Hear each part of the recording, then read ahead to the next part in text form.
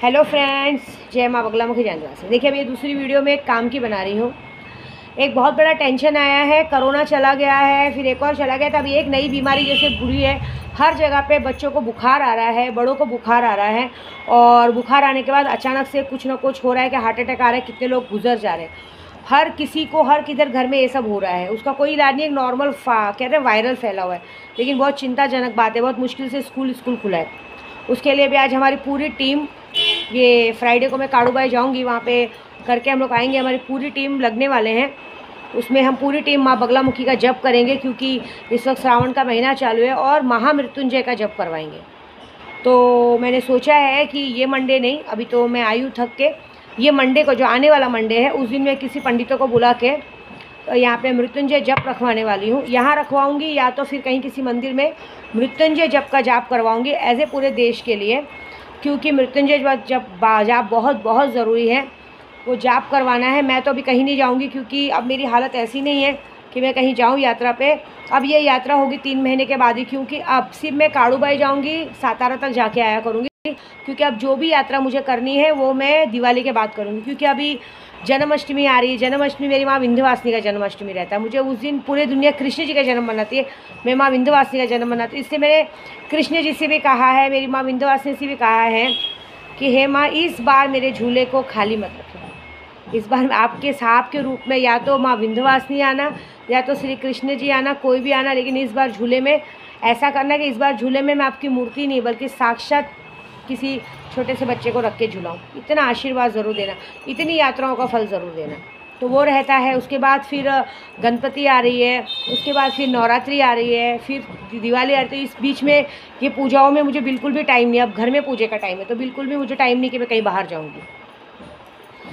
दूसरी बात, एक और बात करनी है कि ये जो वायरल फैल रहा है, प्लीज़ प्लीज़ अपने बच्चों का ध्यान दीजिए, बहुत ज़्यादा ध्यान दीजिए।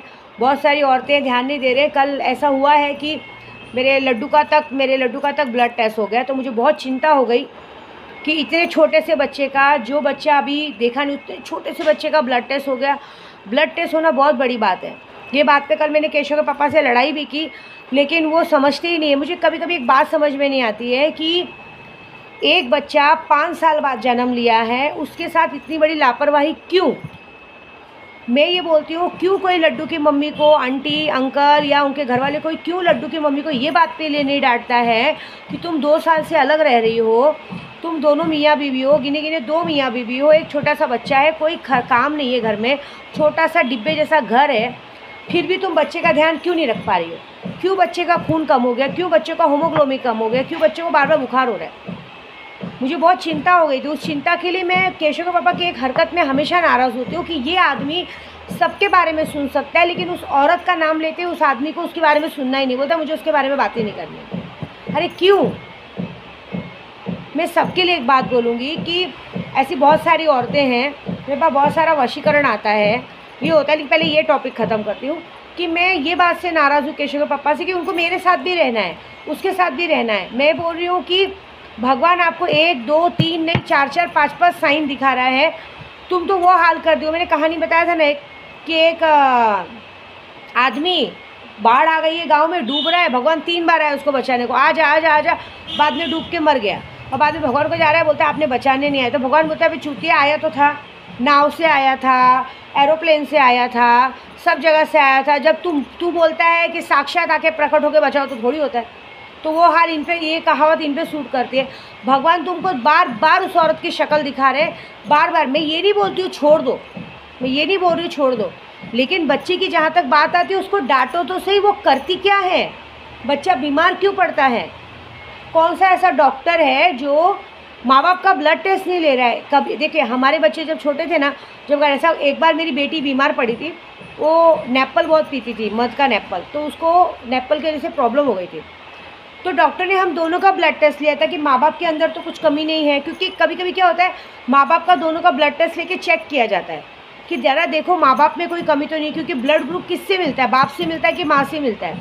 तो अगर जैसे बाप, कभी कभी, अभी देखो मेरे 2 बच्चे मेरे ब्लड ग्रुप में, मेरा एक बच्चा मिस्टर के ब्लड ग्रुप में, तो होते हैं माँ बाप में से किसी एक का ब्लड ग्रुप दिखता है, तो उसमें फिर चेक किया जाता है। हमें पूछा जाता है आपको क्या प्रॉब्लम थे। जैसे मुझे माइग्रेन है, थोड़ा रहता है ना, मुझे मतलब कभी कभी अस्थमे का प्रॉब्लम होता है, मुझे ज़्यादा मैं चढ़ाई करूँ तो मुझे पंप लेना पड़ता है। तो वो बातों से वो लोग ध्यान देते कि बच्चे को भी तो ऐसा नहीं। अभी जैसे मैं प्रेग्नेंट हुई थी ना, तो मुझे सारी बातें पूछी गई थी, तुम्हारा ब्लड ग्रुप क्या है, तुम्हें क्या बीमारी है, तुम्हें क्या टेंशन कुछ है, तुम्हारे खानदान में किसी को ऐसा है क्या। तो ये कौन सा डॉक्टर, ये लोग ये झाड़ू छाप डॉक्टर को दिखाते, क्यों नहीं एक अच्छे डॉक्टर को दिखाते कि डॉक्टर तुम दोनों का ब्लड टेस्ट ले, दोनों के ब्लड टेस्ट को ग्रुप को मैच करके बच्चे से एक बार पता करे कि किसके अंदर कमी है, क्या प्रॉब्लम है, बच्चे को क्यों प्रॉब्लम आ रहा है। इतना अच्छा दिमाग वाला बच्चा है, अगर बार बार वो बच्चा दवाई खा रहा है तो इतना बड़ा खानदान है, घर है, क्यों नहीं उसको डांटता है कि क्या है। मैं बोल रही हूँ, मैंने हमेशा केशव पापा को ये बताया देखा है कि वो आदमी उस औरत को नहीं डांटेगा, मेरे बल्कि उस घर में रह के मुझे डांट देगा। विद्या देवी को किसी को डांटने की औकात नहीं, लेकिन उसके सामने मुझे डांट देगा, लेकिन उस औरत को कभी नहीं डांटेगा कि तू क्या करती। वो औरत बच्चा रो रहा है तो फ़ोन करके बुलाएगी, या ना रड़ते चॉकलेट चाहिए तो बुलाएगी। अरे जब तक बच्चा संभाल नहीं सकती, पहली बात तो मैंने एक बात देखी आईने अमृत में, उसको बच्चे से कोई लेना देना नहीं। उल्टा वो तो शायद अब पछता रही है कि ये पनौती क्यों पैदा हुआ, नहीं मेरी ज़िंदगी पहले अच्छी थी। मैंने कल ये बात बोली, अगर भगवान ना करे, अभी देखिए उनके एरिया में कांड हुआ है, भगवान ना करे कल बच्चे को कुछ हो गए तो क्या करेंगे। और जब बोलती तो बोलते तो अपशगुन बोलते हैं, अरे अपशगुन बोल रही हूँ, वो कर रही है तो नहीं, और मैं बोल रही हूँ तो कर रही हूँ, मेरे बोलने से हो जाएगा क्या। वो कर रही है, वो करने के बाद क्या ब्लेम देगी मालूम है, कल कुछ हो जाएगा बच्चे को तो क्या ब्लेम देगी। जैसे पहले ब्लेम दी कि आरिफ शेख जैसे लोगों से बात करने के बाद भी बोलती मैंने कभी बात नहीं किया, दूध की धूली बन गई, जो कि दूध की धूली तो है नहीं। मैं सर से पाँव तक बोलती दूध की धूली नहीं है। मैंने आज तक जो भी कहा है केशव के पापा क्यों नहीं मानते, मैंने पहले भी ये बात कही है, जब वो आरिफ के साथ थे मैं भले नशा लेती थी, लेकिन नशे में भी मैं एग्जैक्टली बोलती थी कि प्रभु ये आदमी आपसे जलता है, ये आदमी आपका बुरा करेगा, पीछे पड़ेगा। नहीं नहीं नहीं, उस वक्त भी केशव पापा ऐसे ही थे, पूरी तरह से उस आदमी के पीछे पागल थे। आखिर क्या हुआ, बाद में उसी आदमी ने इतना बड़ा धोखा दिया जो शायद कोई बोल भी नहीं सकता। सेम थिंग आज ऐसी है। अरे कोई तुम्हारे बच्चे की बात है, भगवान ने 5 साल बाद कोई पापा बोलने वाला बुलाया है, ये तो चलो बाद में आएगा, लेकिन बड़ा तो वही है ना। क्यों नहीं उसको डांटते हो, वो खुद भी दिन भर बीमार रहती है ना, साफ़ सफाई से रहती है, क्यों नहीं उसको बोलते हो कि बच्चा क्यों बीमार पड़ रहा है। मैं देख रही हूँ इतने दिनों से, हर 8 दिन पे 5 दिन पे उसको दवा खाना ले जाता है, हर आदमी बुखार होता है। मैं बोलती हूँ बुखार होता है तो एक बार तुम दोनों चेकअप करवाओ, दोनों माँ बाप चेकअप करवाओ, ब्लड टेस्ट करवाओ, ब्लड ग्रुप चेक करवाओ, देखो तो सही आखिर प्रॉब्लम किस में है। मैं अच्छे के लिए बोल रही हूँ, बुरी लगे तो भाई सॉरी, मेरे को कोई मतलब नहीं। बच्चे के मामले में जब बात आती है तो मुझे तकलीफ़ होती है, क्योंकि मैंने भी और मेरे को बोला जाएगा मैंने भी 3 बच्चे पाल के पोस के बड़े किए हैं भाई। क्या मैंने काम वाले के भरोसे भी नहीं छोड़ा है, मेरे बच्चों को मैंने पाला पोसा। आज भी उन्हें बुखार होता है तो मैं तुरंत दवा दिलाती हूँ, बेटा जाओ दवा लो, ये करो। यहाँ तो कुछ जूही नहीं रेंगती है। मैं ये नहीं बोलूँ केशव पापा ध्यान दे, लेकिन घर में इतना भरा पड़ा परिवार है। अरे जहाँ बच्चा जन्मा है वहाँ जाके डॉक्टर को दिखाओ क्या, क्योंकि देखिए ऑपरेशन के बच्चे बहुत नाजुक होते हैं, क्या खामी है, क्या प्रॉब्लम है, एक बार दिखो, कुछ हो जाएगा तो समझ में। मैं बोलूँ तो मेरी बातें सबको बुरी लगती है कि गलत बोलती हूँ, उल्टा क्या गलत बोल रही हूँ, क्या उल्टा बोल रही हूँ, बताओ क्या बोल रही हूँ मैं। एक छोटा बच्चा बीमार है, बार बार बीमार पड़ रहा है तो अच्छी बात है क्या, ये मैं सबको बोलती हूँ, यूट्यूब पे बोलती हूँ। अगर जिसको मेरी बात गलत लगे तो गलत, अगर सही लगे तो कमेंट बॉक्स में ज़रूर जवाब दीजिएगा कि मैं जो भी बातें बोलूँ गलत है क्या। मेरे पास बहुत सारे जन वशीकरण कराने आते हैं। हाँ, मेरी औरत का वशीकरण कर दो, मेरी बीवी का वशीकरण कर दो, वो ना दूसरे के साथ अटैच है, क्या बोलेंगे, वो दूसरे के साथ उसका अफेयर चल रहा है। अरे मैं एक बात बताती हूँ, जिसको वशीकरण कर रहे हैं ठीक है, लेकिन जब तुम्हें मालूम है कि एक औरत तुम्हारी इज्जत पे लात मार के किसी औरत के साथ किसी और आदमी के सामने नंगी हो चुकी है, फिर भी वो औरत तुमको चाहिए एक झूठी इज्जत के लिए। जिस औरत ने तुम्हें ये दूसरे आदमी के सामने नामर्द साबित कर दिया, उसने ये साबित कर दिया है कि मेरा आदमी मेरे कोई काम का नहीं, तू मेरे काम का है, हाँ, फिर भी वो औरत तुमको घर में चाहिए। ये तो फिर तो मेरे तुम सोचो, हम यूपी वाले, हमारे यूपी में तो एक कहावत बोलते हैं, जैसे 1.5-2 साल आदमी बाहर काम करता है, अचानक से गांव से फ़ोन है, अरे तुझे बच्चा हो गया, तो मिठाई बांटता है, तो क्या बोलते हैं, अरे क्या हुआ, मिठाई क्यों बांट रहा है, तो बोलता है अरे बच्चा हो गया, तो बोलता है अरे तू तो 2 साल से इधर है, बोलता है क्या हुआ 2 साल से इधर हूँ, मैं इधर हूँ, मेरा भाई तो उधर है ना। देखो हमारे यूपी वाले शान से बोलते हैं कि हाँ है, लेकिन यहाँ तो कुछ लोग इतने गंदे हैं कि मतलब ही नहीं है। किस बात का वशीकरण करा रहे हो, क्यों करा रहे हो, छोड़ दो ऐसी औरत को, थूक दो ऐसी गंदगी को साथ में रखने से अच्छा तुम मर्द जा। तो देखो एक बात बताओ, औरत आदमी के हर मुकाबले में बराबरी कर सकती है, काम धंधे में, बिजनेस में, घर संभालने में, हर तरह से। एक औरत बीवी से ज़्यादा माँ बन के सेवा करती है अपने पति की, करती है ना। लेकिन अगर औरत क्रिया चरित्र में पति के आगे चली जाए तो ये तो गलत है। एक आदमी को हक दिया है, एक आदमी को भगवान ने हक दिया 10 औरत रख सकता है, लेकिन एक औरत को ये नहीं बोला है कि तू 10 आदमी रख। द्रौपदी ने 5 पांडव रखे थे तो क्या हम भी द्रौपदी बन जाएंगी? हाँ, हमारे अंदर की लाज शर्म लज्जा मर जाएगी। हम इसी समाज में रहते हैं, हमें समाज के कायदे कानून के साथ चलना चाहिए। मुझे कोई डायलॉग मारते हैं तुझे क्या करना है, तुझे क्या प्रॉब्लम है, तू कौन होती हो? अरे क्यों नहीं होती हूँ बोलने वाली? अरे हम इस समाज में रहते हैं, हम नहीं बोलेंगे तो कौन बोलेगा? बाजू वाला के बोलेगा? ये क्या बात है नहीं बोलने का? सारा कुछ हम लोग देखते हैं, ये नहीं बोलने का, वो नहीं बोलने का। अरे जो जैसा का ऐसे कैसे करने देंगे?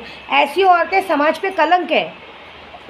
अगर हमारे आजू बाजू में ऐसी गंदगी चल रही है तो हमें, हमारा काम है ऐसी गंदगी बंद करना, क्योंकि एक गंदी मछली पूरे तालाब को गंदा करती है, एक औरत पूरे एरिया को गंदा करेगी।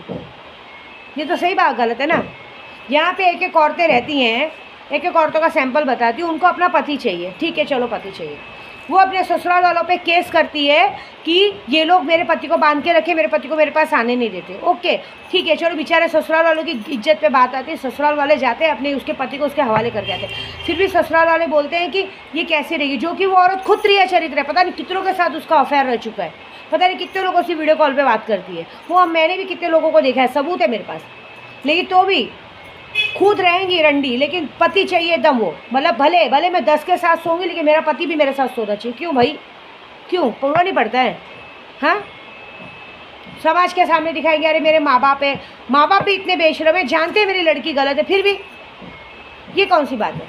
ये कहाँ की रीत है बताऊँगी। उसके बाद और हाँ, फिर उसके बाद औरतें क्या करती हैं, चलो उनके घर वाले सोचेंगे कि क्या करेगी, चलो बेटे के साथ में रखते, जो कि इस पूरे घर जानता है कि ये औरत कलंकित है, ये औरत 10 के साथ मुंह मार के आई है।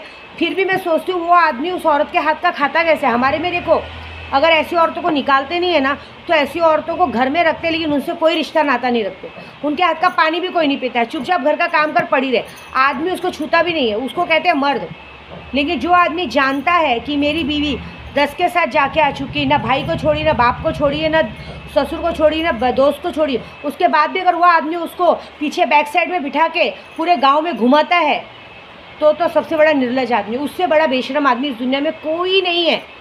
वो इस दुनिया का सबसे बेशरम आदमी है। वो पूरी दुनिया को दिखाता है कि ये चीज़ पब्लिक प्रॉपर्टी है, सोसाइटी की प्रॉपर्टी है, बिंदास यूज़ करो, मुझे कोई फ़र्क नहीं पड़ता है, लेकिन है मेरा प्यार, है ना? ये होता है प्यार, बताओ? ऐसी बात है। मतलब पूरी दुनिया ने जिसको नंगा देख चुका है, तुम उसको चिपका के अपने साथ घुमा रहे हो, बहुत बड़ी बात होती है ऐसे आदमी लोग। ऐसे आदमी को तो मैं अवार्ड देना चाहूँगी, चप्पलों का हार देना चाहूँगी अवार्ड में, कि सारे चूती हो, तुमको शर्म नहीं आती।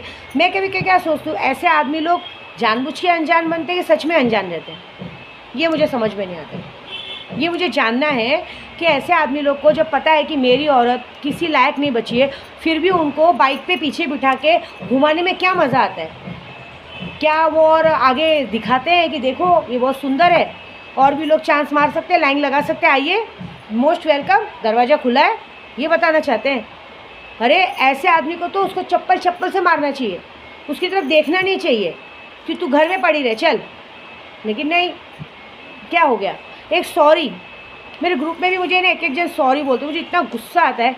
एक सॉरी बोलने से तुम्हारी गलती कम हो जाएगी क्या? तुम एक आदमी के साथ सोकर आ गई हो, पूरी इज्जत मेरे को उसके सामने मुझे नामर्द साबित कर दिया कि मैं तेरे लायक नहीं हूँ, मैं तुझे पूरा नहीं कर पाता था, इसके लिए तू मेरे भाई के साथ, मेरे दोस्तों के साथ सोकर आ गई, और उसके बाद तू मुझे एक सॉरी बोलती है। वो सॉरी से वो इज़्ज़त वापस आएगी क्या? वो सॉरी से वो मान प्रतिष्ठा वापस आएगी क्या? बताओ, नहीं आएगी। मैंने एक बात पूछा था, ये मैं उन औरतों के लिए बता रही हूँ, मैं किसी का नाम नहीं ले रही। फिर क्या करती है ऐसी औरतें, पहले तो इनका पति चाहिए, चलो ससुराल वाले इनको अपने घर पे ले आते हैं, चलो अपने पति के साथ अच्छे से रहे। फिर ये क्या करती है मालूम है? इनका एक सबसे बड़ा नौटंकी, अगर इनका पति कोई गलती करता है, पीता है, खाता है, घर पे टाइम पे नहीं आता है, बाहर घूमता रहता है, तो ऐसी औरतें क्या क्रियाचरित करती है? क्योंकि इनको बाहर मुंह मारने मिल नहीं रहा है। ये बाहर 50 से मुंह मारेंगे, लेकिन सबसे पहले किसको कॉल करेंगे? अपने ससुर को, अपने देवर को, अपने जेठ को। देखो ना, मेरा पति मुझे ध्यान नहीं दे रहा है, तुम्हारा भाई मुझे पूछता नहीं है, तुम्हारा भाई मेरे पास सोता नहीं है, तुम फ्री हो क्या, मेरे साथ सोने आओगे क्या? हाँ, ये मैं गुस्से में बोल रही हूँ। अरे आईची झावड़िया, माधवचोर, रंडी लोग, शाली, तेरे घर में तेरी सास है, ननद है, जेठानी है, देवरानी, तुम्हारी गांड में क्या खुजली है कि तुम अपनी जेठानी देवरानी का घर उजाड़ती हो? हाँ, भोसड़ी लोग, माधवचोर। अरे तुम्हारे घर में तुम्हारा पूरा बड़ा परिवार, अपने माँ बाप को बुलाओ, मीटिंग रखो कि ये आदमी मुझे नहीं पूछता है, नहीं करता है, नहीं सोता है मेरे साथ, वो बोलो ना। क्या देवर और ससुर की गाड़ में घुसती हो? खुद की तो लाइफ बर्बाद की है, ससुर को तो बख्श दो। क्यों ससुर भी अच्छा लगा है क्या? इतना तुमको कम पड़ता है? इतना भूसड़ा तुम्हारा बड़ा है, इतना गांड में चर्बी है कि तुम्हारा भरता ही नहीं है? तुम्हारा बॉयफ्रेंड लोग से नहीं भरता है, पति से नहीं भरता है कि लास्ट में ससुर और जेठ पे आ जाती हो, देवर पे आ जाती हो? शर्म नहीं आती है? अरे बाप और भाई समान है, उनको कब बोला जाता है बात? जब सब जगह से हार माना जाता है। और वो भी कब बोला जाता है? घर में बाकायदा पति को बिठा के बोला जाता है। तुम अपने पति की बेइज्जती उनके सामने कर रही हो। तुमको क्या लगता है, तुम अपने पति की बेइज्जती अपने भाई के, अपने देवर के सामने, जेठ के सामने, ससुर के सामने करने से तुम्हारी इज्जत बढ़ जाती है? एक बात बोलूँ, औरत कितनी भी सुंदर होने दो, कितनी भी अच्छी होने दो, लेकिन कभी कोई भाई भाई अलग नहीं होते, कभी कोई बाप और बेटा अलग नहीं होते। जब मेन टाइम आएगा ना, अगर उनको पता भी चलेगा ना कि ये मेरे भाई के साथ सो गई, मेरे बाप के साथ सो गई है, वो तुम्हें ही उल्टा बोल के घर से निकालेगा, लेकिन अपना घर कभी नहीं छोड़ेगा, ये याद रखना। और मैं बोलती हूँ, ऐसे समाज की औरतों को, कीड़ों को पहले घर से बाहर निकालो, ऐसी छिनाल लोग को, जिन लोगों को जरा भी शर्म नहीं है कि क्या कर रही है। ये बात होती है। मैंने अभी 2 दिन पहले अपने प्रदू से सवाल किया कि प्रदू आप एक बात बताओ, अगर ऐसा करूँ, जैसे आप मुझे बोलते हो तुझे क्या करने का, मैं तेरे साथ रहता हूँ ना, मैं तेरे साथ हूँ ना, मेरे ठीक है। मैंने बोला प्रदू एक बात बताओ, अगर भगवान न करे तुम्हें ऐसा पता चले कि मैं तुम्हारे साथ भी रिश्ता रख रही हूँ और बाहर भी किसी आदमी से रिश्ता रखी हूँ जो तुम्हें पता नहीं है, हाँ, और बाई चांस अचानक से तुम्हें पता चले कि ये किसी बाहर के, क्योंकि वो हमेशा एक ही डायलॉग मारते हो, मैंने देखा क्या, तूने देखा क्या, तूने, अरे मतलब देखोगे तो ही भरोसा है, ऐसे नहीं भरोसा है। तो चलो सुन ही लिया, मेरे बारे में सुन लिया कि अगर मेरा किसी और के साथ रिश्ता है और मैंने भी कबूल कर लिया हाँ है, तो तुम क्या करोगे? बोलते तुझे भी काट के फेंकूंगा, उसको भी काट के फेंकूंगा, दैट्स इट। ये मतलब तुम मेरे लिए, मेरे साथ किसी और आदमी को बर्दाश्त नहीं कर सकते हो, लेकिन तो भी मेरे साथ तुम्हें रहना है। मतलब कितने महान आदमी लोग होते हैं कि कुछ भी हो जाए माफ़ी नहीं। मैं एक बात बताऊँ, मैं पूरे यूट्यूब पे बोलती हूँ, मैंने केशव के पापा से प्यार किया, ओके, लेकिन नशे में किया। अगर होशो हवास में होती तो विद्या देवी शायद उसकी आँख उठा के नहीं देखती, क्योंकि मैं माँ माता रानी की पुजारी हूँ। मेरे पति से मेरा तलाक हुआ, ठीक है, मैं तो पति से, केशव का पापा नहीं आते तो भी मैं तलाक लेती। क्यों? मैं कंटाल चुकी थी उस आदमी से। मैंने कहा था जब भी मेरा पावर आएगा मैं हटूँगी, लेकिन मैंने कभी भी ये काम नहीं किया कि जब तक मेरा पति था, तो जब तक मेरा पति था मैंने किसी और से रिश्ता नहीं रखा, किसी और के साथ जाके सो नहीं गई।